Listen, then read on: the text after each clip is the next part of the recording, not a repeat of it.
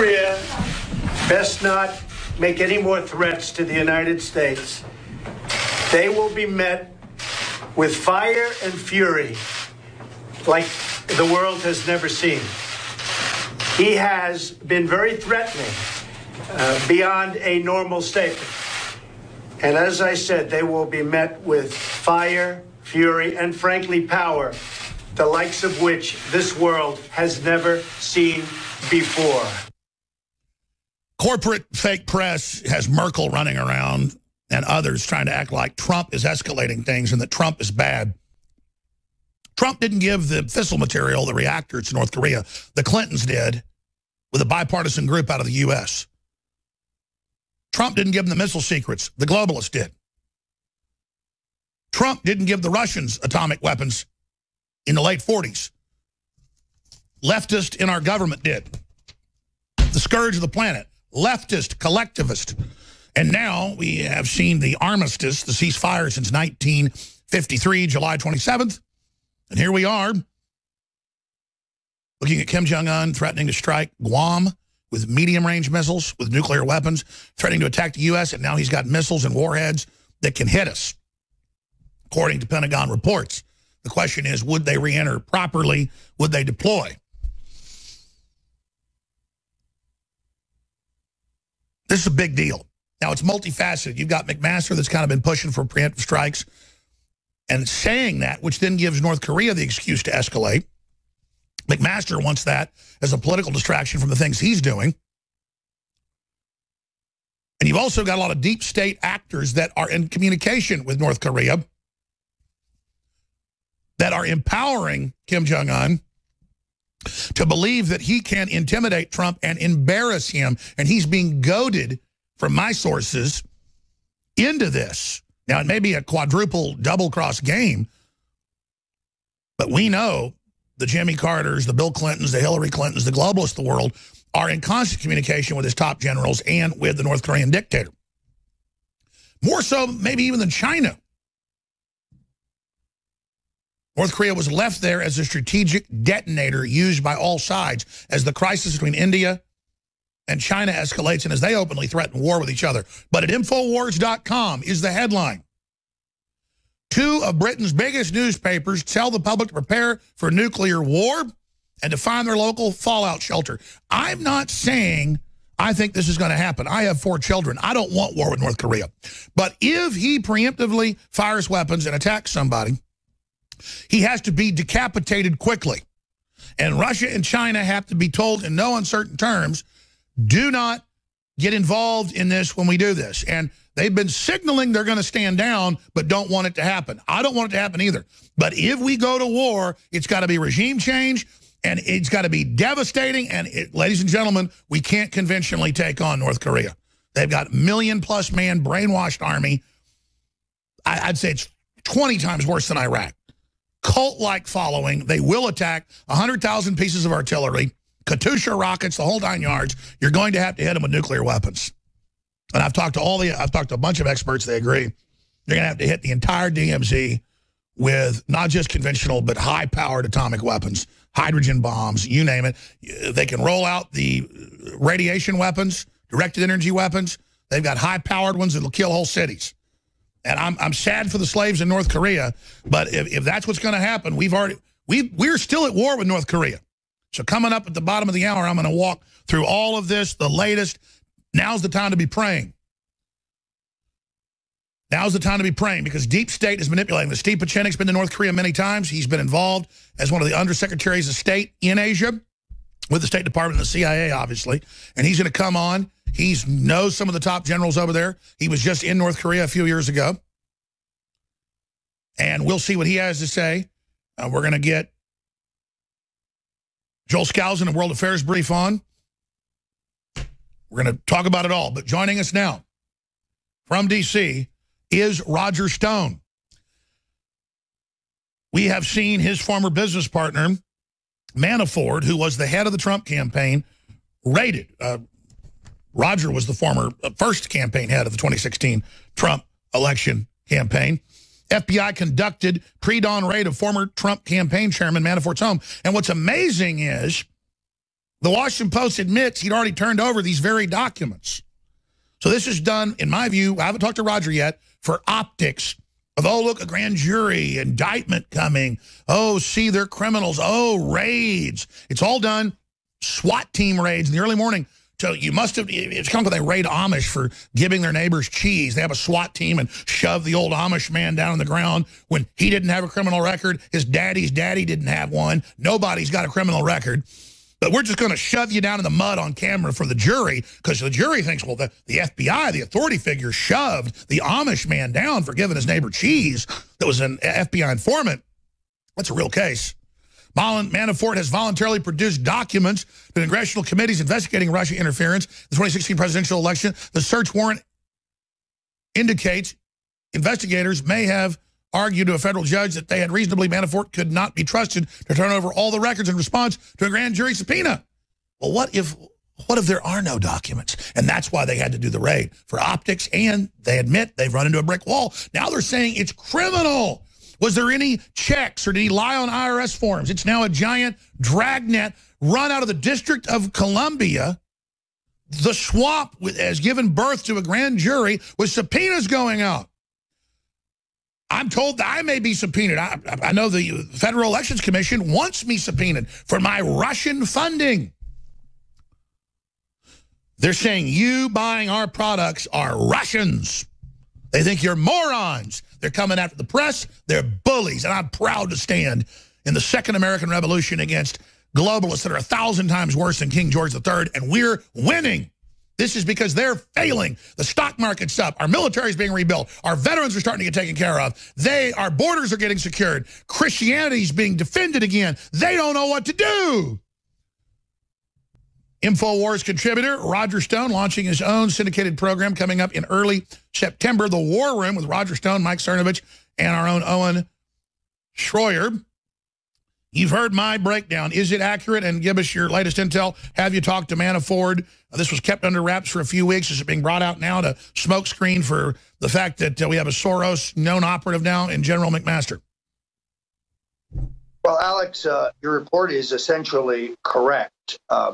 Jackbooted thugs authorized by Robert Mueller kicked down the front door of Manafort's home, proceeded to the bedroom, kicked down the door to the marital bedroom, seeking documents that they had never requested, mundane bank statements and documents that would certainly have been turned over.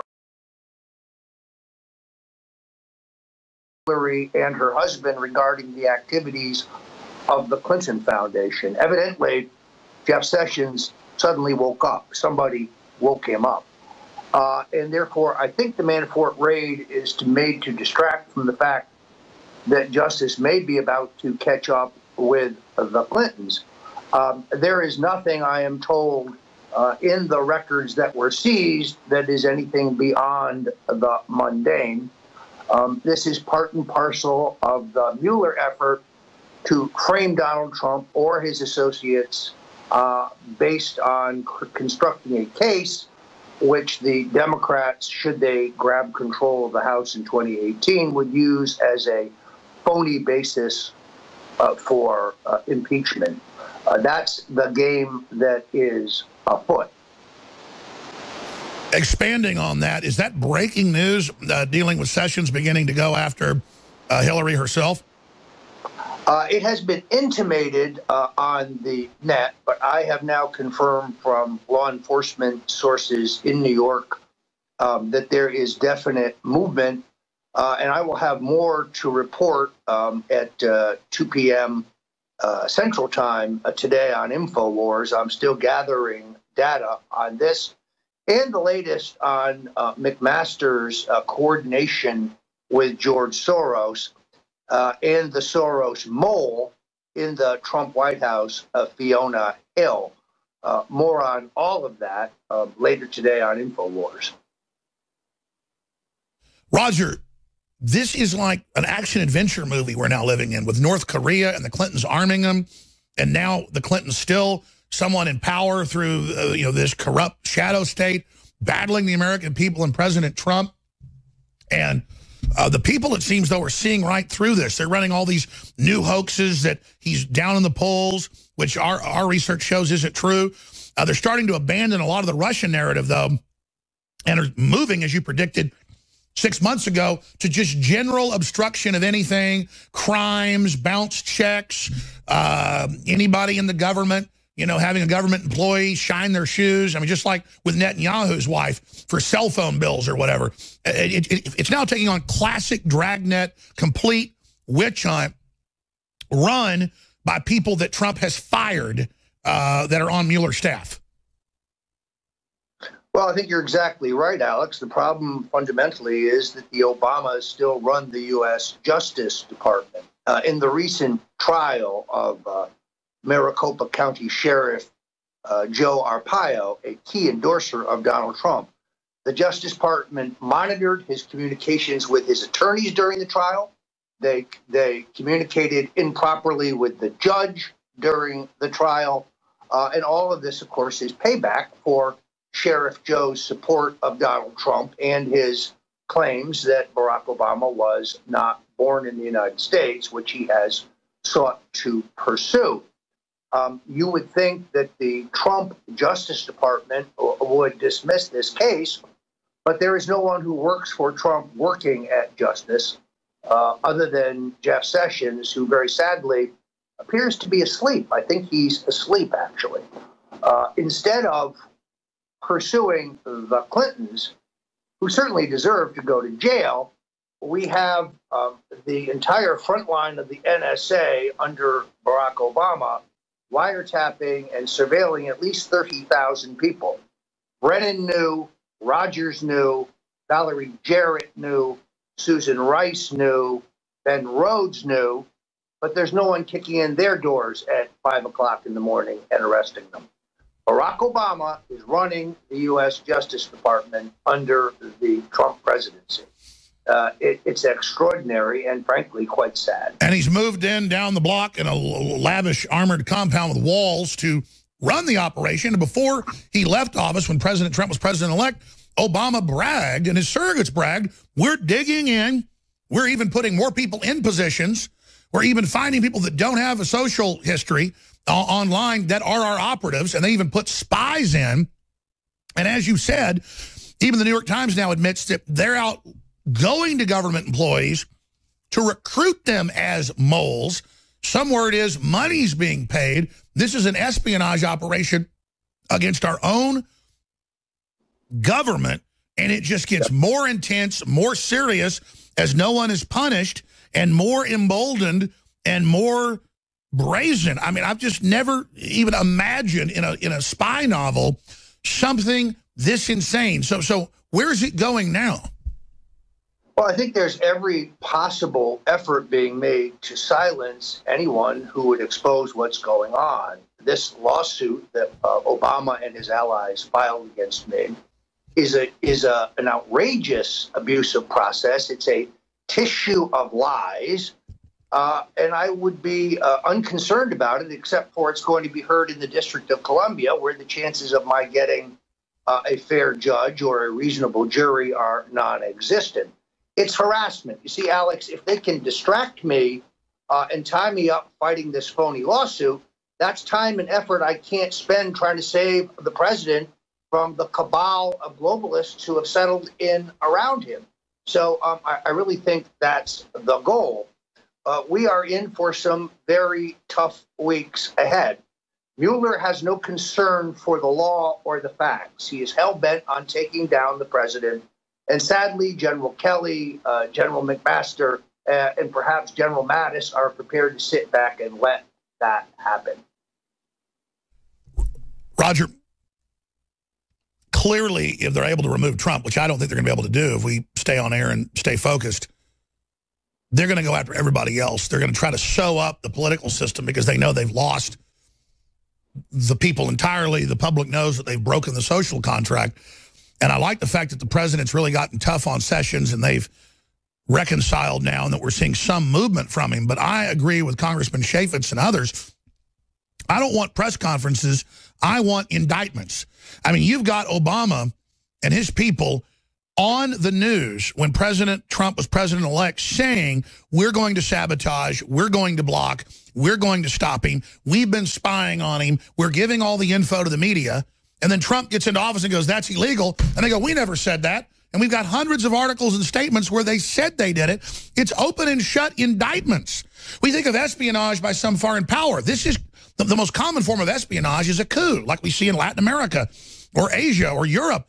Here, our coups are just more silent because we don't do that in the West. And it's a classic coup by deep state with comedy shows acting as news bullhorns out there cheerleading and even targeting you and myself for destruction, cutting off our sponsors, trying to put us in prison. I would expect that, you've talked about this, I would expect a SWAT team raid. I would expect you to get one because that's what they do. We've sat around. We went out on my ski boat a few weeks ago and we had the discussion over a beer. We said, I wonder when we get the SWAT team raid, because we know that then escalates into them killing us because first they want to demonize you as a criminal and then have somebody kill you, car wreck, or carjacking, whatever it is, or you're found dead with a hooker and heroin. This is the kind of crap they do, assassinate your character ahead of actually killing you. So I just want everybody to know I'm not a loser if they kill me. I'm a winner. We change the world. And don't take my death as a loss. Take it as a martyr. Move forward. We are going to defeat these people. We are the winners. We are the free market. We are the Americans. We are the patriots. We are the underdogs. And we are winning. Roger Stone. Alex, I say again, the key to the president's survival is the FISA court declaration at the end of the Obama administration, which indisputably proves that Obama's NSA was illegally surveilling up to 30,000 Americans, which include Roger Stone, Paul Manafort, Donald Trump, and in my opinion, Alex Jones. And General McMaster and General Kelly have worked very hard to keep the very existence of that report away from the president, because were he to order the prosecutions, his tormentors are defeated. Obama will have a hard time running the anti-Trump campaign from a prison cell. Instead, unfortunately, Attorney General Sessions is too busy chasing marijuana smokers and now chasing the Clintons. While I appreciate the sentiment, the Clintons are no longer running the Democratic Party. This is an Obama operation. The Clintons are a vague embarrassment to the Democrats. Yes, they should go to jail for their crimes, but there's plenty of time for that. Right now, they have to gut the centerpiece of the opposition, which is Obama. McMaster reports, and if the president was really surrounded by hardline patriots like George Washington had, they would already have moved against these traitors who are openly in sedition against the republic and the American way of life. They are the opposite of the American way. They are the enemy, period. Talking to patriots in Florida, they are planning to march on Mar-a-Lago the first time the president goes there to demand the firing of McMaster. They will line the motorcade route. They will make it very clear to the president that he is being misled, he is being lied to. McMaster works for Soros. McMaster reports to Soros. McMaster has inserted a Soros goon, Fiona Hill, and a fellow traveler neocon named Allison Nielsen. McMaster does not support the Trump agenda, but these things are being kept from the president. The president is unaware that General McMaster gave Susan Rice a pass on her political espionage. The president is unaware that he extended Susan Rice's national from the president. Now, it's heartening to watch Sean Hannity, who finally figured out who the deep state is. He's clearly been watching you and I on InfoWars because he's now repeating our shtick. Sean, get your own script. Your heart's in the right place, but you don't need to keep repeating at night what we report on InfoWars. Roger, we had a private discussion about this, and I normally agree with you, but look, he's seeing the same thing. Lou Dobbs is saying it. Colonel Schaefer, we're just saying the same thing. And yes, I use terms like clear and present danger and things, and they use it. I'm glad that they've looked into our research. The Washington Post has demonized him, saying, he's becoming Alex Jones. That's That's good. Compliment. I know that you and him had a beef behind the scenes. He should have you on. They'd probably fire him. Come on. Come on. We'll be right back with a few more comments from Roger that I'm hitting the North Korea news and taking your calls. We're on the march. Tunnel vision on North Korea and on the Manafort FBI raid and all the insanity going on that I haven't even told you about some of the guests today. Adam Curry. He will be joining us to get into North Korea, a place he's visited quite a bit, including recently, and that whole crisis. And then, of course, Roger Stone's hosting the 4th hour, but he's going to get it spanking because he works with InfoWars now officially, and he doesn't have his external mic. He's going to be hosting it from a hotel room, which is okay, but we're on all these radio stations. I've begged him privately, so now not just woodshed about the not worshiping Hannity properly, I'm joking, but now this. Seriously, though, gallows humor. Adam Curry is with us 30 minutes to the next hour, then Steve Pachinik, and I'm going to open the phones up for the first 30 minutes of the next hour to talk about North Korea. They're saying this is the closest to midnight we've ever been with nuclear war. I'm really concerned about it. Adam, you were pretty excited when you walked in here and saw Roger Stone up there. Of course. Is he not a living character? He is a legend, and he's really big here on the screen in front of me. Roger, how you doing? I'm excellent. You know, Alex, I don't have an external mic, but as the Chinese say, one picture worth 1,000 words. That's the Chinese, huh? No, they made that up.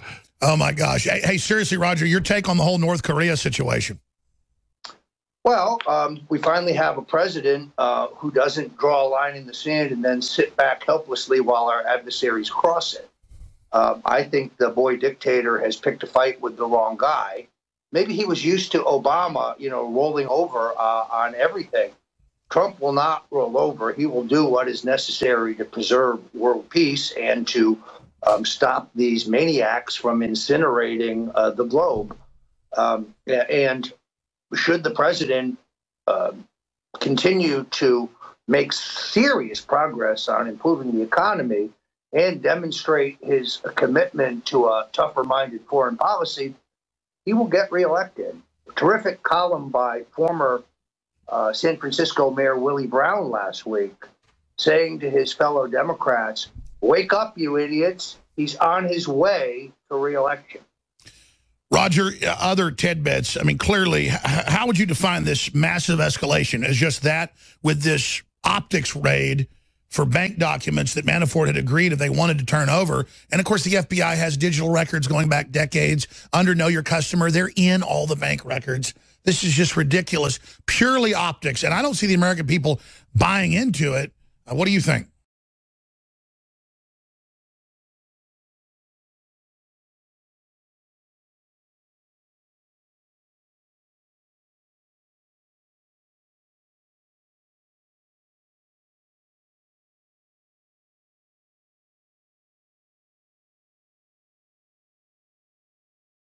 Secret grand jury seeking an indictment against Julian Assange, the journalist who runs WikiLeaks. And by the way, I mean, you mentioned this earlier, but what's the word? Because I've heard from other sources, when they said it publicly, they're floating my name around, too, in the magic indictment hopper. I mean, are they going to indict me as being a Ruski?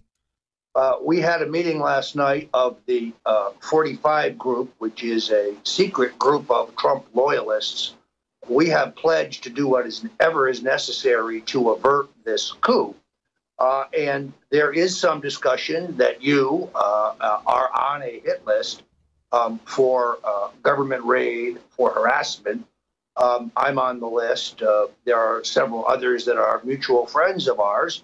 So you're in good company. But yes, I think that, Alex, you've been targeted because you're the tip of the spear, because you are riling people to stand up against the machine. And they would love to silence you. One way, as you know, that they're seeking to do this is through their manipulation of the internet, the manipulation of the algorithms, they've gone from denying that, I want to talk about with Adam Curry, to just exploding it, because it's just really intensifying right now, and it shows they know they have nothing left but to try to shut us up. You had the right idea. When did you start calling things InfoWars? 20 years ago? 25 years ago? About 20 years ago. You had the right idea. That is exactly what we're in right now. Information wars, and not so much mainstream media, but the algorithms. The algorithms that place things, that that grab your attention, that focus you on certain. We're fighting AI. Well, I will not give it the moniker of artificial intelligence. It's not artificial intelligence. It's more like skip logic. You know, if someone likes this, then you're going to bring that into them and show this over here. And they have pools. They have pools. No, I agree with you. But the AI in it is that humans are interfacing with it, and then they're able to program us with the information, and we are sentient. So really, it's an interface. Yeah, I think AI is just tossed around really easily. Sure. I mean, there's no artificial intelligence. These are real people. There's a real movement behind structuring information. So it's more of an art form. It's totally an art form. You're Absolutely. right. Yeah. And there's a lot of people doing it. Amazing. Stone, thank you so much. You're going to be on in about an hour and a half. I really appreciate you being a stalwart, not backing down in the face of all the bullying. It is getting intense. Alex, always great to be with you, and we will have some more exclusive breaking news here at InfoWars at 2 p.m. Central, 3 p.m. Eastern. Absolutely. Folks, as a joke, seriously, get his hotel, have a courier. I don't care what it costs. I was going to say, we must be able to get someone with a mic over. Let's have a courier or go over there and bring him a mic to the room. It doesn't sound bad, but he's going to be on over 100 radio stations with an internal mic on a laptop. And the reason I'm flipping out about this on air now is all these hosts and people are trying to get lined up. They just won't stop doing it. I mail them mics, I mail them iPads, I mail them computers to the point we're going to go bankrupt here. And I love Roger to death. This is why I never have guests on my show. You can't count on them to do it right. And that's why you're here. Yes. And you were just here like a year ago, and I said, where's Adam Curry? He's so awesome. Because I was watching old videos on MTV, but that's not really your true claim to fame. You were known as the pod father, inventing the podcast, Curry.com. And the last time you were here, I didn't even mention that. It'd be like having George Washington here and not mentioning, he didn't chop down the cherry. He didn't lie about chopping down the cherry tree and didn't go across the Delaware. But Curry.com, you have, of course, the No Agenda radio, No Agenda TV show. It's good to have you here. It's good to be here, Alex, for sure. It was a few weeks ago I wanted to get you in here just about culture and internet censorship and everything, but now you're here in the midst of crazy chipmunk North Korea, the president talking about fiery death and doom. Well, a little background. My uncle is Donald Gregg, and I don't know if you remember who he is, but he was the ambassador to South Korea for several years. Yes. He was George H. Walker Bush's national security advisor, longtime CIA guy from the OSS days. And he's now in his mid-80s and known as Uncle Don to me. And when Rodman was going over there, I had a chance to sit down with my uncle and talk to him and say, what is going on? And he gave me 2 hours of, I'm sure he didn't tell me everything because he could never do that. You never leave the CIA. But the first thing he said was, Dennis Rodman knows more about North Korea than anyone in government. And that's coming from a guy who has been to North Korea 5 times in the last 6 years. Just how insane and quirky and weird it is. Well, not really. See, first of all, as you correctly said earlier, we have an armistice with North Korea. The war never ended, just a truce. We're not going to shoot anybody. All they want is to be seen as a full-fledged player on the international scale. And that has been denied for one reason, well, 2 reasons. The military-industrial complex, whenever we need sales to South Korea or in that region, we have all kinds of problems. They have miniaturized nukes. So it's a trigger point. And then we sell. Now, we've been trying to sell the new president, Park, had been very difficult. He didn't want any missile defense. We, of course, want missile defense there to keep our eye on China. North Korea is not suicidal. I also don't think the president's words meant nuclear war. I love the words he chose. Fury and fire. And it Fury's like a really hot Valkyrie of war, isn't it? It conjures up images. He didn't say we're going to nuke you. And to me, personally, I think it may be another move in his negotiation because all he has to do is let Kim Jong-un save face one way or the other. And we may see that happen. I'm just not. We're going to play that clip in a moment. But I got to tell you, Adam, this is amazing analysis because, I mean, what you're saying is really what's going on. I believe so. And it works, because we all get riled up. And I was in Europe for a couple of weeks. And, man, no one was interested in talking about Trump, really. They were scared to death of North Korea. Oh, my God, what's the crazy guy going to do? You don't hear it quite that way in the United States. Well, that's because most of Europe got burned down just 60, 70 years ago. They still have that memory. But also, why is it that all of a sudden, he can reach Hawaii? This same report came out 3 years ago. The same thing. They have a nuke, and they might be able to reach, or ICBM. And now they can hit Chicago. But you know why it's Hawaii? Tulsi Gabbard. Because she's, the Democrat, she's not playing along, she's anti-war. she's in Hawaii. Let's just make Hawaii a little bit more dangerous. I think this truly is a big move in the information war. I'm not quite sure what side all the players are on yet, but definitely it's about weapons, weapon sales, spy stuff focused in that region. I normally only play a clip once a show. We played probably already 5 times. Let's play that clip of Trump yesterday, surreal, with his gorgeous supermodel wife, looking a little bit Jack Nicholson-y. It's pretty scary. You're going to see a little bit of the real Trump when he's angry. But talking about fire and fury and power, pretty scary stuff. Here it is. North Korea best not make any more threats to the United States. They will be met with fire and fury like the world has never seen. He has been very threatening beyond a normal statement. And as I said, they will be met with fire, fury, and frankly power, the likes of which this world has never seen before. Now, Adam Curry of the NoAgendaShow.com, father of the podcast system, I want to get your take on the web and internet and censorship and where you think that's going. He's been a trailblazer. And of course, he's also known for being a big DJ and MTV and pioneering that. But what you said earlier about what you think Trump is doing is smart. Rex Tillerson was getting on a plane leaving Asia last night, and he responded. And he said, well, we hope to calm things down, but North Korea keeps threatening to blow everybody up, and nothing else has gotten through to them, so maybe this will. So is there truth to that, or is it like Merkel says, calm down, take Prozac, Trump, everything's your fault? Well, obviously there are problems, and I go back to my original premise. The problem is we want to have stuff in that area to keep our eye on China, which really is, China is, I think, is dangerous. I mean, there's stuff going on that we really don't understand, don't know much about, and man, do we have cultural differences, incredible cultural differences with the Chinese. You have Chinese tourists. I was in Florence. You know, they're spitting on the ground, they're hawking everywhere, they're rude, they push you around. That's their culture. They don't deem that to be rude. We are very incompatible from everything that I've seen. And I'm just talking about the people that come to... And that's the thing. I'm not bashing Chinese people. My sister's Korean adopted, but she's completely different than people you run into who are from Korea, where it's a total caste society. Men are like totally in charge. The liberals don't care about that. That's fine. And I mean, it's almost like a hive or something. They're very smart people, but it's like a beehive. Then I've talked to Paul Watson, who was married to a Chinese lady for a while, and he went there a lot. And I'm not going to get into the whole story, but they sort of get messages from China, watch what you're saying, even though the family didn't even live in China. They were visiting people.